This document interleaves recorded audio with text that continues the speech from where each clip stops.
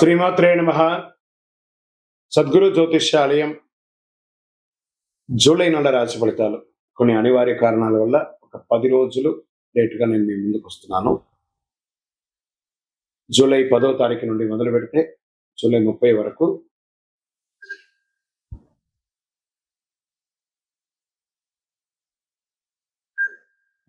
గ్రహాలన్నీ కూడా ఎలాంటి ఫలితాలు ఇవ్వబోతున్నాయి, ఈ 20 రోజుల్లో ఉద్యోగ, వ్యాపార, వ్యవహార, కుటుంబ అన్ని కూడా గోచార ప్రకారంగా ఎలా ఉన్నాయని చెప్పి మేము ముందుకు రాబోతున్నాను. జ్యోతిష్యం అంటే అందరికీ ఒక ఉత్సాహం. ఈ నెల నాకు ఎలా ఉండబోతుంది అనేది చాలా మంది గురుగారు ఈ నెల మీరు నాకు అందుబాటులో లేదు అనడం కొన్ని అనివార్య కారణాల వల్ల నేను కాస్త ఆలస్యంగా వచ్చాను. మీకు కలిగిన ఇబ్బందికి క్షమించండి. జ్యోతిష్యం పడుతున్న వర్షానికి ఒక గొడుగు మాత్రమే కానీ జ్యోతిష్యం జీవితం కాదు. ఈ యొక్క ఫలితాలన్నీ మీ యొక్క వ్యక్తిగత జాతకానికి ఒక 30% మాత్రమే వర్తిస్తుంది.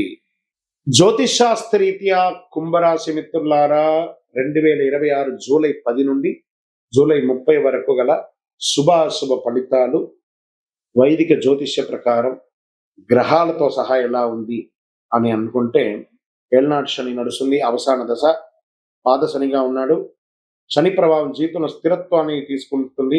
గురుగ్రహం ఆర్థిక పురోగతి, జ్ఞానం, శుభయోగాలను అందిస్తారు.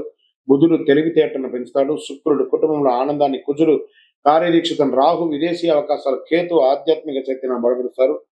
ఈ 20 రోజులు మీరు చేసిన కష్టానికి తగిన ఫలితం పొందుతారు. వ్యాపారంలో కొత్త ఆలోచన మంచి లాభాలు అందిస్తాయి. ఐటీ, ఎలక్ట్రానిక్, విద్యుత్ పరికరాలు, డిజిటల్ మార్కెటింగ్, కన్సల్టెన్సీ, పరిశ్రమలు, దిగుమతి, ఎగుమతి వ్యాపారాల్లో ఉన్న వారికి అద్భుత అవకాశాలు ఉన్నాయి. కొత్త భాగస్వామ్య విషయంలో ఒప్పందాలు పూర్తి చేసుకుంటారు. ఆర్థిక పరిస్థితి, ధన ప్రవాహం పెరుగుతుంది. నిలిచిపోయిన బకాయిలు అందుకుంటాయి. కొత్త ఆదాయ మార్గాలు ఏర్పడతాయి. అనవసర ఖర్చులు తగ్గించి పెట్టుబడులు దృష్టి పెడితే భవిష్యత్తు చాలా బాగుంటుంది. ఉద్యోగస్తులకి కొత్త బాధ్యతలు, పదోన్నతి, జీతం పెంపు అవకాశాలు, మీరు కోరుకున్న చోటికి ట్రాన్స్ఫర్స్, ఇంక్రిమెంట్స్ కూడా వచ్చే అవకాశాలు ఉన్నాయి. కార్యాలయంలో మీ ప్రతిభకు గుర్తింపు వస్తుంది. మీ పై అధికారుల నుండి ప్రశంస పొందుతారు. కింద వారిని కొంచెం ప్రేమగా చూసుకోండి, దానివల్ల కూడా మీరు మేలు పొందుతారు. ఆహ్వానాలు వస్తాయి, మంచి మంచి ఆహ్వానించే ప్రభుత్వ సంస్థల నుండి. ప్రభుత్వ రంగంలో మీ ఫైల్స్ అంతా, పెండింగ్ ఫైల్స్ అన్ని కూడా పూర్తి అయ్యే అవకాశాలు ఉన్నాయి. ప్రభుత్వ పరీక్షకు సిద్ధమవుతున్న వారికి విజయం సాధించే అవకాశాలు ఉన్నాయి. ఇంకా ప్రైవేట్ ఉద్యోగస్తుల్లో software, IT, telecommunication, bank, data science, artificial intelligence, multinational కంపెనీలో పనిచేసే వారికి కొత్త ప్రాజెక్టులు వచ్చే అవకాశాలు ఉన్నాయి. ఇంకా కుటుంబ సభ్యులతో సంతోషకరమైన వాతావరణం ఉంటుంది. దూరంగా ఉన్న బంధువులతో మళ్ళీ సన్నిహిత సంబంధాలు ఏర్పడతాయి. ఇంట్లో శుభకార్యాలు, చర్చలు జరుగుతాయి. పెద్దల సలహా బాగుంటుంది. ప్రేమికులు, దాంపత్యుల మధ్యలో ఎలా ఉంటుందంటే, వివాహయత్నాలు చురుకుగా పనిచేస్తాయి. దాంపత్య జీవితంలో పరస్పర గౌరవం పెరుగుతుంది, అవగాహన పెరుగుతుంది.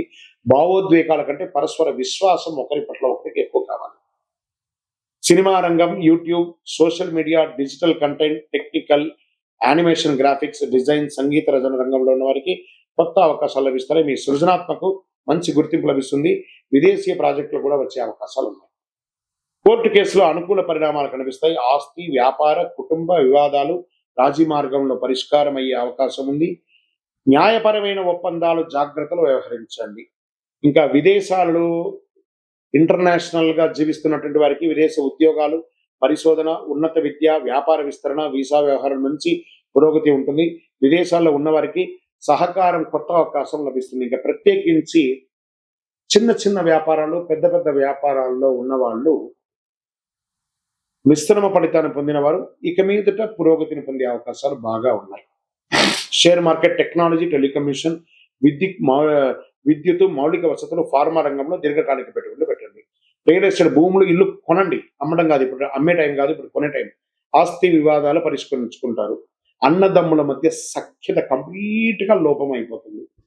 ఇది ఒక రకంగా బాధాకరమైనటువంటి విషయమైనా కూడా సఖ్యత లోపం అవుతుంది. పెద్దలకి మర్యాదలు లేకుండా పోతుంది. ఒకరి పట్ల ప్రేమానురాగాల్ని మిస్ చేసుకుంటారు. కూర్చొని మాట్లాడుకొని సెట్ చేసుకోండి. ఆరోగ్యం పట్ల నరాల బలహీనత, కాళ్ళ నొప్పులు, రక్తపోటు, నిద్రలేమిడితనం, చిన్న సమస్య అయినా పెద్ద పెట్టుబడి ఖర్చు పెట్టి శస్త్రచికిత్స చేసుకునే అవకాశాలు ఉన్నాయి. కుంభరాశి మిత్రులారా, జాగ్రత్త. ఇంట్లో పెద్దవాళ్ళ యొక్క ఆరోగ్యం జాగ్రత్త. వారికి కూడా ఏదైనా మంచి చెడు కూడా జాగ్రత్తగా ఆరోగ్యపరంగా చూసుకోండి, చాలా మంచిది. ఇక రైతులకి వ్యవసాయంలో ఆధునిక సాంకేతిక పద్ధతులు మంచి ఫలితాలు ఇస్తాయి. వరి, పత్తి, కూరగాయలు, ఉద్యానవనాలు, పంటలు, పాడి పంట పరిశ్రమలో ఉన్న వారికి చాలా ఆదాయం పెరుగుతుంది. విద్యార్థులకి engineering, IT, civils, data science, పరిశోధన, ఇవన్నీ రీసెర్చ్ చేసే వాళ్ళకి, పిహెచ్డి చేసే వాళ్ళకి ఇది ఒక మంచి సమయం అని చెప్పచ్చు. అదృష్ట రోజులు 12, 16, 21, 25, 28, 30. అదృష్ట సంఖ్య 4 మరియు 9 కలిసి వస్తుందని కూడా చెప్పచ్చు. అదృష్ట రంగులు నీలం, ఊదా, ఆకుపచ్చ అని కూడా చెప్పచ్చు. అదృష్ట దిక్కు పశ్చిమ దిక్కు. ఈ నెల మీరు చేయవలసినటువంటి పరిహారం అంటే శని భగవానునికి, శనీశ్వరునికి ప్రదక్షిణ చేయడం. 19 ప్రదక్షిణ 48 రోజులు చేయండి. ఒక రోజు కూడా మిస్ అవ్వకుండా. దేహి మే బుద్ధి వైశిష్ట్యం, దేహి మే నిత్య యవ్వనం, దేహి మే పరమానందం, దేవదేవ జగత్పతిని ప్రార్థన చేయండి. నల్ల నువ్వులు, నీల రంగు వస్త్రాలు, ఇనుప పాత్రలు ఇవన్నీ దానం ఇవ్వండి. పుస్తకాలు అవన్నీ కూడా వస్తువులు ఇవ్వండి. మంచి ఫలితాలు పొందుతారు. మీ జీవితంలో గొప్ప విజయాలకి పునాది వేస్తారు. కానీ అందులో మీ యొక్క వ్యక్తిగత అహంకారం కూడా కొంచెం చూపిస్తున్నారు. కాస్త తగ్గించండి. ఒక మెట్టు దిగండి కుంభరాశి మిత్రులారా, 100 మెట్లు ఎదుగుతారు. ఇక్కడ కనబడుతుంది విజయోస్తు.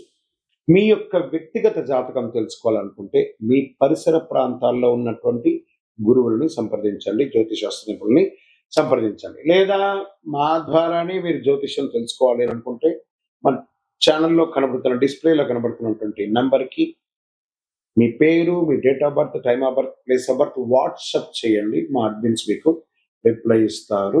ఇకను శక్తివంతమైనటువంటి ఫలితాలు పొందడానికి అతి శక్తివంతమైనటువంటి కరుంగాళి మాల, ఈ కరుంగాళి మాలను మన దేవాలయంలో 48 రోజులు పూజ చేసి సిద్ధంగా ఉంచాం. చండి, సుదర్శన, సుబ్రహ్మణ్య భుజంగం చేసి ఇలాంటి మాల ఉంది రెడీగా. ల్యాబ్ టెస్ట్ చేసి కావలసిన సంప్రదించండి.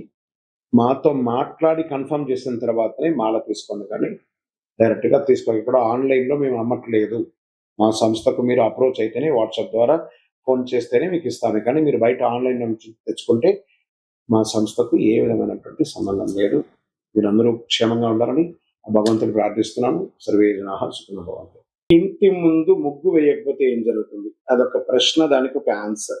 ఇప్పుడు ఎలా చెప్తున్నా అంటే కొన్ని ప్రశ్నలకు విచిత్రంగా కూడా ఉంటాయని కూడా చెప్పచ్చు ఆన్సర్. ఎలా ఉంటుందంటే, ఇంటి ముందు ముగ్గు వేయడం అనేది కేవలం అలంకరణ కాదు. ఇది ఒక హిందూ సంప్రదాయమైనటువంటి ఆరోగ్య, శుభ్రత, ఆధ్యాత్మిక సంస్కృతి అన్ని కలిసి ఉన్నదే ముగ్గు. ముగ్గు ఎందుకు వేస్తారు? లక్ష్మీదేవికి ఒక ఆహ్వానం. మన ఇంటికి లక్ష్మి కావాలి కదా. ఏమంటున్నాం? భాగ్యాద లక్ష్మీ బారమ్మ అనే అమ్మవారిని పిలిచేటప్పుడు శుభ్రంగా ఉండాలి కదా. సంప్రదాయ నమ్మక ప్రకారం పరిశుభ్రత ఇంటి ముందు ముగ్గు కంటే మహాలక్ష్మీదేవి కటాక్షం లభిస్తుందని డైలీ ఇంటి ముందు ముగ్గు వేస్తారు. మరి పరిశుభ్రతకు కూడా గుర్తు. ఓహో, వీళ్ళు ఇల్లు శుభ్రంగా ఊడ్చి క్లీన్ చేసి ముగ్గు వేస్తారు కాబట్టి పూర్వకాలం తెల్లవారుజామున ఇంటి ముందు ఊడ్చి నిల్లు చల్లి ముగ్గు వేయడం అనేది, పరిసర ప్రాంతాలు శుభ్రంగా ఉండేది అనేది ఆరోగ్యానికి ఇచ్చే ఒక మొదటి ఇది. ఇంట్లో ఏవో చిన్న చిన్నవి ఉంటాయి, పడిపోతూ ఉంటాయి, చిన్న చిన్న జీవరాశులు చనిపోతుంటాయి, దోమలు కానీ లేకపోతే ఇవన్నీ కూడా వైరస్ వచ్చేవి అన్నీ కూడా ఏం చేస్తారు? ఊడుస్తాం, నీళ్లు చల్లుతాం, కలాపు చల్లుతాం, ఆరోగ్యపరంగా ఉంటుంది ఏం చెప్తారు. జీవరాశులకి ఆహారం, దాంతో బియ్య పిండితో ముగ్గు వేస్తూ ఉంటారు జనరల్ గా.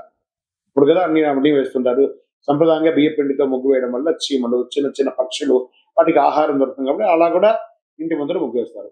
సానుకూలమైనటువంటి వాతావరణం వస్తుంది. అందమైన ముగ్గులు ఇంటికి వచ్చే వారికి ఆహ్లాదకరమైనటువంటి భావన. ఆహా, వీళ్ళు చక్కగా ఉన్నారు, సంప్రదాయంగా ఉన్నారు, ఎవరైతే అలా అనుకుంటూ ఇంట్లోకి వస్తారో ఆ ఇల్లు కూడా సుభిక్షంగా ఉంటుంది. ఇంత ఏకాగ్రత ఎలా పెరుగుతుంది? ముగ్గు వేయడం చేతి నైపుణ్యాన్ని, ఏకాగ్రతను పెంచుతుంది, సృజనాత్మకత పెంచుతుంది. కళలుగా కూడా మనం నేర్చుకునే ఒక ముగ్గు అనేది కాన్సన్ట్రేషన్, ఇన్ని చుక్కలు వేయాలి, ఇన్ని ముగ్గులు వేయాలని వాళ్ళలో కూడా ఆడవాళ్ళ ఒక కళ పెరుగుతుంది. సరే, ముగ్గు వేయకపోతే ఏమవుతుంది? అది కదా ప్రశ్న. మనం ముగ్గు వేయడం వల్ల గురించి కదా మాట్లాడుకున్నాం. దీనిపై 2 రకాలైనటువంటి అవగాహన ఉన్నాయి. ఇంట్లో శుభశక్తులు తగ్గుతాయండి. ఫస్ట్, ఆ ఇల్లు ముగ్గు వేసే ఇల్లు, ఎదురిల్లు బాగుంటుంది, ఎదురు వేయకుండా ముగ్గు వేయకపోతే ఇంకా నిద్ర కూడా లేవలేదు అని మాట్లాడుతూ పోతారు. దరిద్రం స్టార్ట్ అవుతున్నారు. ఆ ఇంటి ముందర అశుభం కనబడుతూ ఉంటుంది. లక్ష్మీదేవి అనుగ్రహం తగ్గుతుంది. శుభకార్యాలకు అనుకూల వాతావరణం తగ్గుతుంది కొందరు విశ్లేషిస్తారు. కానీ వాస్తవ దృష్టిలో ముగ్గు వేయినంత మాత్రాన తప్పనిసరిగా ఏదైనా అశుభం జరుగుతుందా? శాస్త్రీయమైనటువంటి ఆధారాలు ఎక్కడ లేదు, ఏమి జరగదు. కొంతమంది ముగ్గు అనేది ఏంటో కూడా తెలియని వాళ్ళు కూడా ఉన్నారు. ఇలా కొన్ని గేటెడ్ కమ్యూనిటీస్ లో అపార్ట్మెంట్స్ లో ముగ్గు వేయడం అనేది లేదు, స్టిక్కర్ వేసేసి వదిలేస్తున్నారు. అయితే పరిశుభ్రత సంప్రదాయం అందం వంటి ప్రయోజనాలు కోల్పోతారు ముగ్గు వేయకపోతే.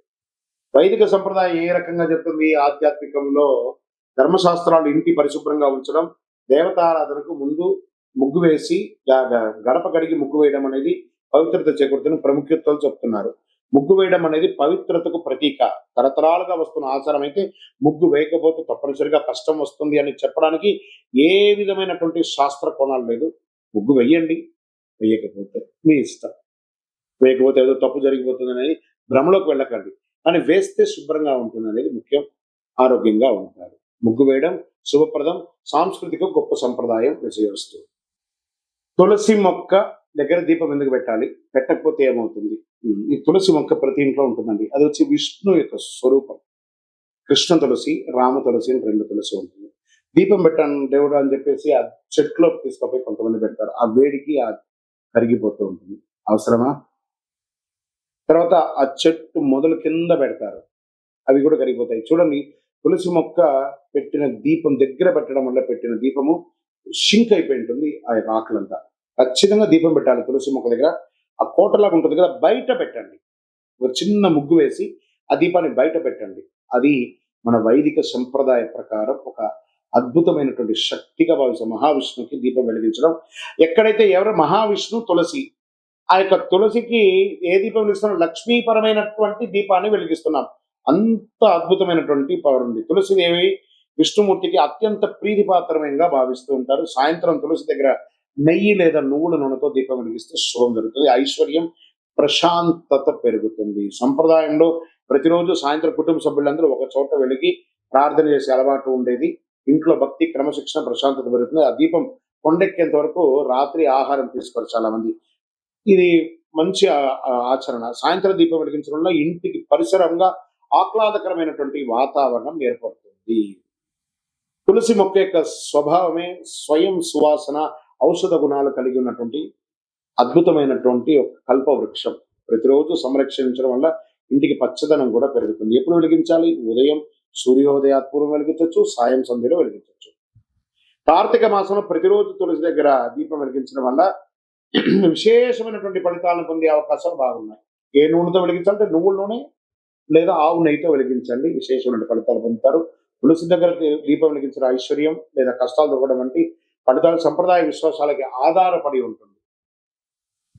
తులసిలో వెలిగించడం కాదు, తులసి దగ్గర వెలిగించాలి. విజయవస్తు.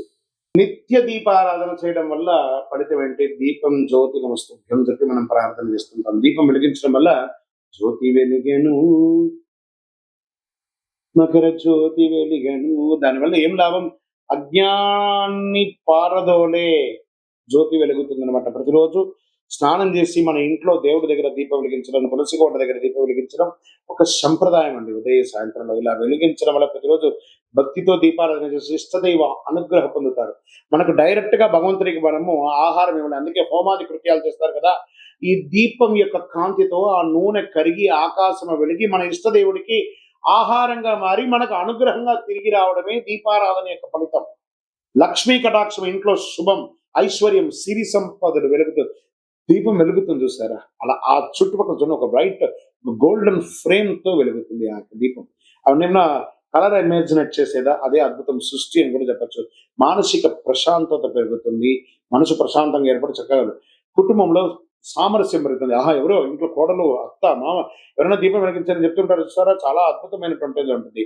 ప్రతికూలత అంతా కూడా తొలగిపోతుంది, నెగిటివ్ వైబ్స్ అంతా తొలగిపోతుంది. ఉదయ సంధ్య దీపాలు వెలిగించడం వల్ల ఆరోగ్యపరమైనటువంటి దినచర్యగా మారుతుంది. ఏ నూనెతో వేయొచ్చు అంటే ఆవు నెయ్యి, నువ్వుల నూనె, ఇతర సహజ నూనెలతో దీపారాధన చేయొచ్చు. అంత విశేషం. ఎల్లప్పుడూ వెలిగించాలా, అఖండం వెలిగించాలా, నిత్య దీపం వారి వారి శక్తిని బట్టి. ఒకవేళ మీరు అఖండ దీపం వెలిగించి గాలికో దేనికో ఆరిపోతే అదేదో అపశకునంగా మార్చకండి, టెక్నికల్ గా ఆరిపోయింది అంతే. దాని గురించి దీపం వెలిగించడం మన బాధ్యత. ఆ ఉండడం ఉండకపోవడం అనేది గాలిలో, ప్రకృతిలో ఉన్నటువంటి శక్తిని బట్టి. కాబట్టి సెంటిమెంట్ కి దీపాన్ని తీసుకొని వెళ్ళకండి, అది నిత్య ఉత్సవం, నిత్య పని. అది విజయవస్తు. ప్రతిరోజు కనకదార స్తోత్రం చదవాలా? దానివల్ల ఫలితం ఎలా ఉంటుందో ఉంటుంది కదా! ఒక పేద ముసలి ఆవిడ ప్రార్థన చేస్తూ ఉంటే ఆదిశంకరుల వారు భిక్షాటనకు వెళ్లారు. భవతి భిక్షాం దదాతు దేహి తద్వతి భిక్ష మీరు నాకు దానం ఇస్తున్నారంటే ఒక బ్రహ్మచారి కుర్రోడు వచ్చాడు కదా అని చెప్పి ఇల్లంతా తిరిగి వెతికితే ఎక్కడ కనబడకపోతే ఒక కుళ్ళిపోయిన ఒకే ఒక ఉసిరికాయ మాత్రం ఉండిందట ఆ పేద ఆవిడ దగ్గర. కాలడి క్షేత్రంలో. కాల్ అడి అంటే కాలు పెట్టినటువంటి స్థలంలో. అలాంటి క్షేత్రంలో ఆవిడ వచ్చి తీసుకొచ్చి అయ్యా నా దగ్గర ఉన్నది ఇదే అని చెప్పి ఇవ్వగానే అంగం హరే పులగ భూషణ వాసే అని చెప్పి కనకదార స్తోత్రాన్ని ఆదిశంకరులు ఈ ప్రపంచానికి అందించారు. అలా ఆ ఇంట్లో ఆ బంగారు వర్షం కురిసిందంట ఆ ఉసిరికాయతో వర్షం. ఆ కనకదార స్తోత్రం చదవండి. 2 పూటలా చదవండి లేదా వినండి. యూట్యూబ్‌లో వస్తున్నాయి. టీవీలో వస్తున్నాయి. ఆ అడ్వర్టైజ్‌మెంట్‌తో కాదు డౌన్‌లోడ్ చేసుకొని వింటూ ఉండండి. ఎలా అద్భుతమైనటువంటి ఫలితాలు పొందుతారంటే ఐశ్వర్యం, ఆనందం, ఆరోగ్యం అన్ని రకాలైనటువంటి ఫలితాలను పొందుతారు. ఆ కనకదార స్తోత్రంలో అంత పవర్ ఉంది. విజయోస్తు.